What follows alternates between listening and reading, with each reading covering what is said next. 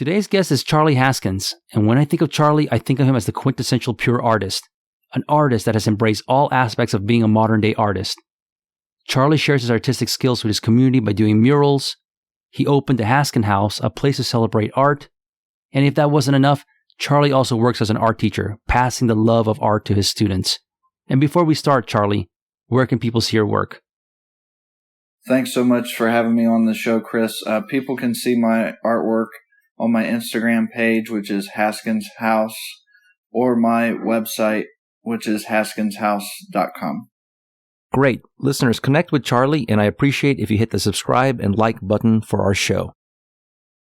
Charlie, like I said in the intro, I think of you as somebody born to be an artist. You seem to have embraced all aspects of being an artist. I typically think this way when an artist steps outside of their studio and share their talents to their community. For instance, tell me about this awesome mural you just created. I have been working as an artist pretty much my whole life. My parents were both artists, and they got all their kids kind of working on art as soon as they could.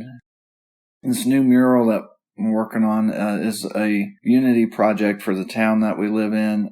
We live in Portsmouth, Ohio. This mural was to create it to celebrate the town's history. We have some connections with the Underground Railroad, and it's all the events that have kind of went on these past few years. We wanted to kind of make something that celebrated our town's diversity.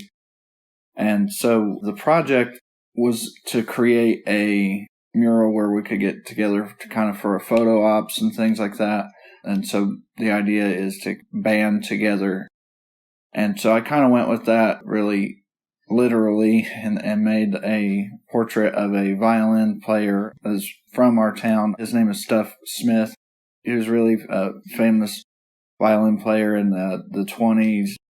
And so he's on the street corner in an area of our town that's called Boney Fiddle, which I kind of thought was pretty fitting. And from his violin is kind of like this stream of music notes and just kind of like this rainbow kind of coming out of his violin.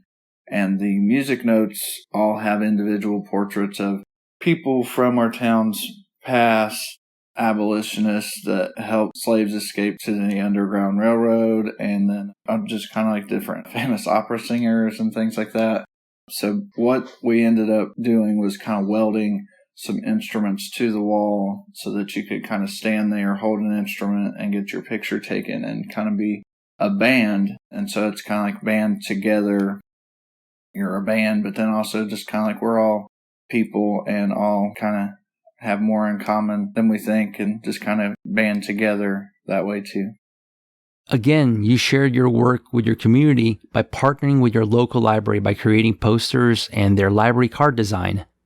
You just recently posted this on your Instagram. Charlie, why is it important to you to have your art be part of the community? It's important for me to have my art part of our community because it's kind of like how the artwork's actually finished. Like I can be in the studio and working alone, and I've done that a lot, but when the art, it kind of takes somebody else to finish the art, like to complete the idea. Like art's not really created in a vacuum.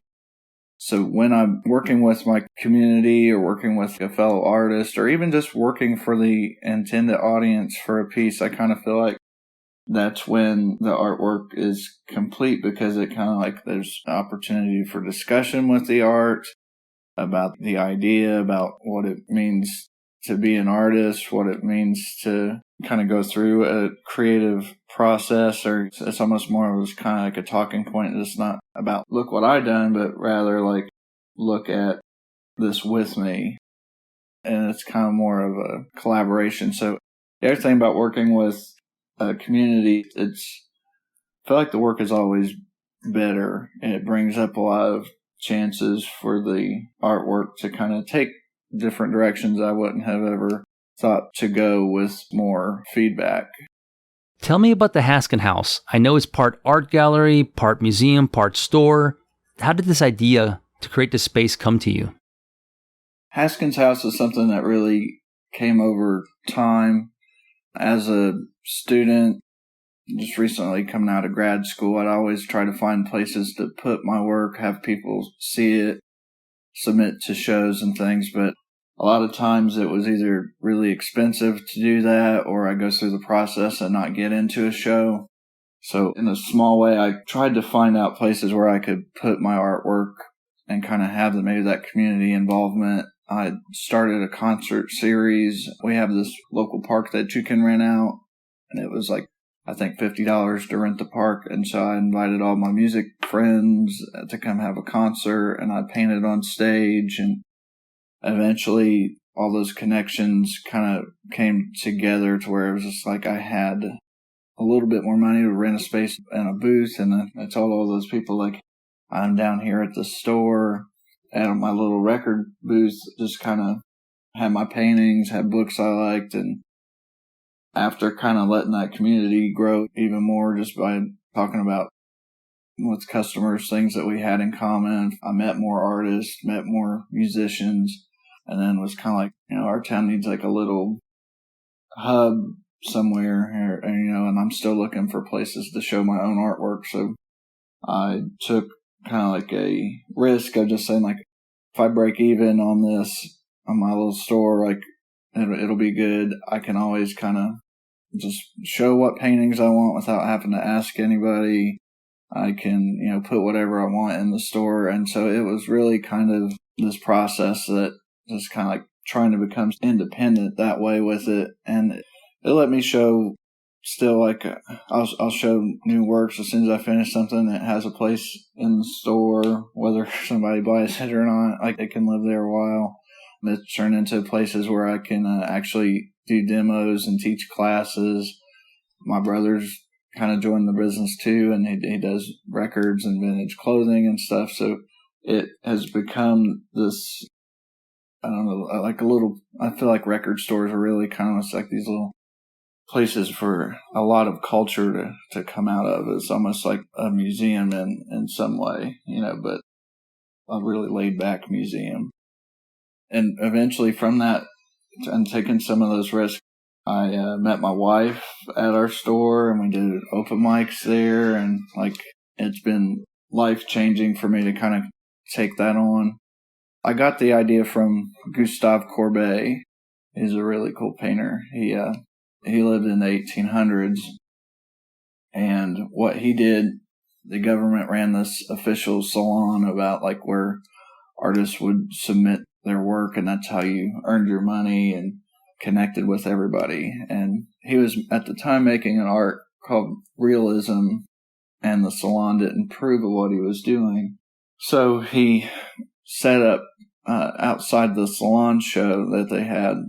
He bought a tent and just set it up out front and charged admission.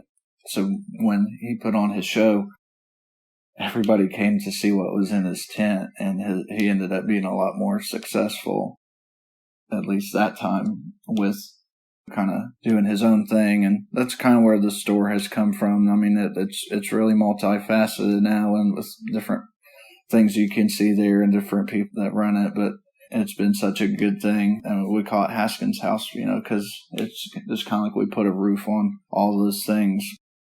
It's a place for everything that we love to live.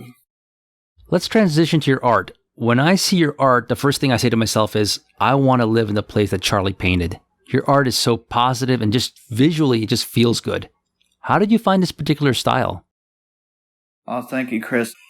Maybe I'm making worlds where I want to live at too at this point. As far as style goes, I feel like I have a definitive style or a certain way of doing things now, but it's been a struggle kind of getting there and figuring out what that looks like. There's been a lot of experimentation and just trial and error using different media and just kind of soak it all in, and kind of like acting as like a sponge, and then it's kind of filtering those things I like back out of all these stories and techniques. My parents, I think, kind of put me on this path, just kind of watching them make artworks. My dad was a silk screen artist, and he painted a lot. He did a lot of still lifes. My mom, she does a lot of calligraphy, and the older I get, the more I can just kind of look at her line work and just kind of like say, this is where I got this from, and kind of look at style that way. My dad used to say growing up, the only reason he let me watch the Ninja Turtles was because they were all named after Renaissance painters. And so, like their hands, have always kind of been there to guide me and kind of keep me working. And I think anybody listening, you find your style, I think, just by working all the time. You make sketchbooks, you kind of keep catalogs. The question I think that helped me the most with all this was just kind of like asking myself, how do I draw that? And not how it looks like, but how do I draw that? What does it look like if it comes from my hand? Almost like everybody has a different signature, different way to hold the pencil, or, just like all those little subtle things. And so I feel like that's where my authorship comes from.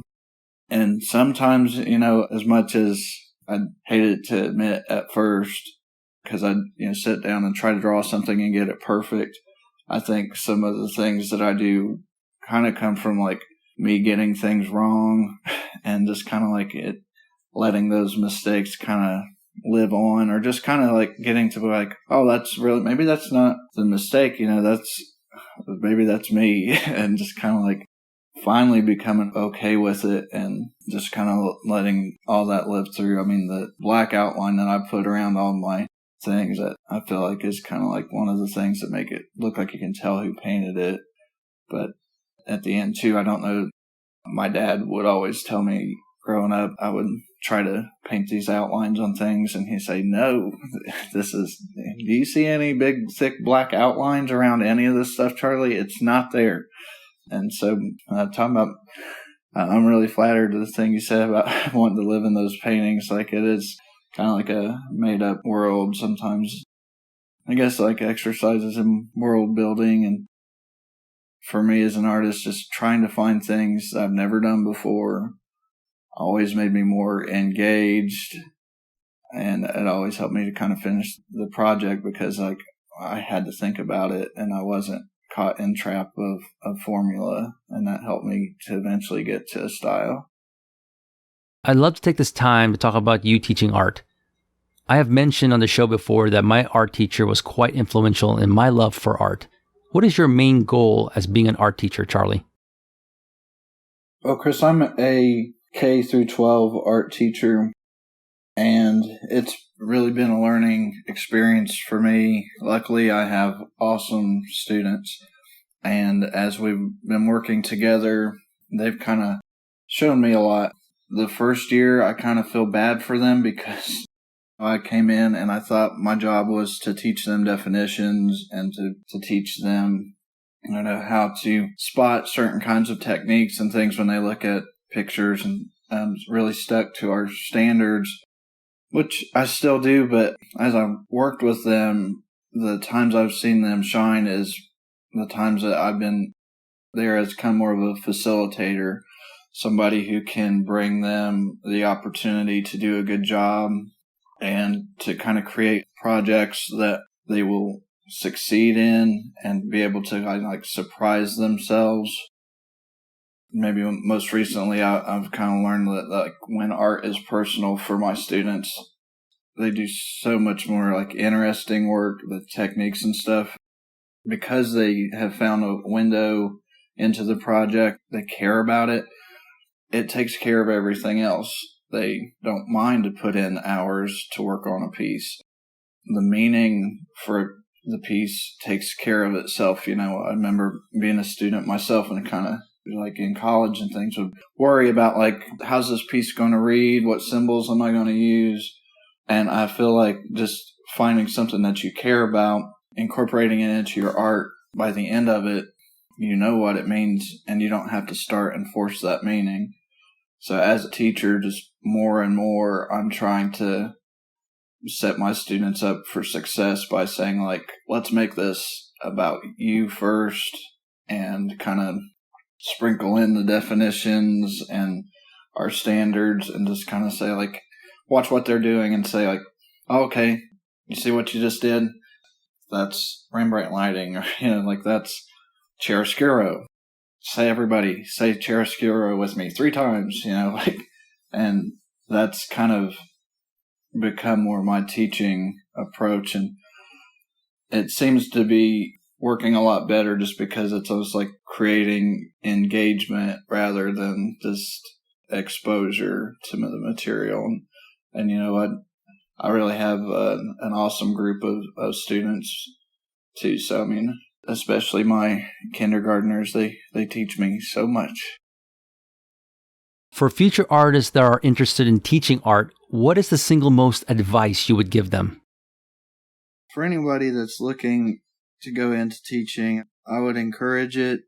It's been a way for me as an artist to be involved with art every day. Because I'm teaching, I have to learn all the time. Because I'm getting questions, I have to kind of cover the basics all the time. So I'm kind of revisiting that a lot. It just kind of helps keep that in my wheelhouse, just to be interacting with that every day. Sometimes students will come up and they'll want to know something that I don't know, and I'll have to go out and find an answer. And it keeps things interesting, and it keeps you involved. I think it's a great thing. And, when you have students that kind of push you like that as an instructor, it just kind of keeps the fires burning. You can share something you love and learn all about it at the same time, kind of rediscover everything again. Finally, Charlie, what would you like your legacy to be as an artist, especially in the town you live in, since you are active in sharing your art with them? A legacy. Well, I think probably by the time that this podcast airs, I'll be the father of 3 children, 2 girls and 1 boy. And, they're my legacy. I don't know how much art will have to do with it. That's going to be up to them. Coming from a family of artists, I'm sure it's going to have some kind of influence on their lives. We're teaching each other as we go. Can't wait to meet this newest little one.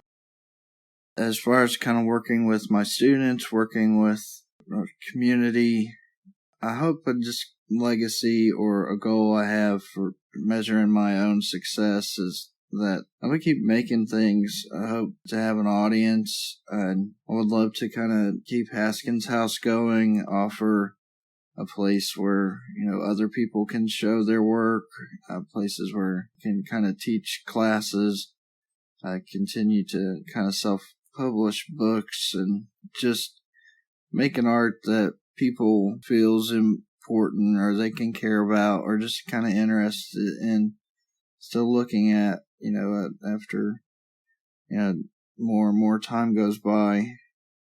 And I guess that's the challenge, to stay relevant or to, just make something that adds to somebody's life. I guess, in music, people kind of use it kind of like the soundtrack of your life. I hope I can make pictures that are personal for me as well as other people. Thank you for sharing with us your awesome creative journey. Where can people connect with you again? Thank you so much, Chris, for putting this resource together for us creatives. It's really helped me, kind of going on the studio, learning about different kinds of art, how things are made, how things are done, and it's really helped my students as well. If you'd like to look at some of my artwork, you can do so on Instagram at Haskins House, or you can look us up online at our website, which is haskinshouse.com. Thank you all so much for listening, and thank you for this opportunity. Thank you, everyone. Make sure you connect with Charlie, and I appreciate you listening to the show. Until next time, take care and bye. Thanks so much again, and keep the sun in your belly.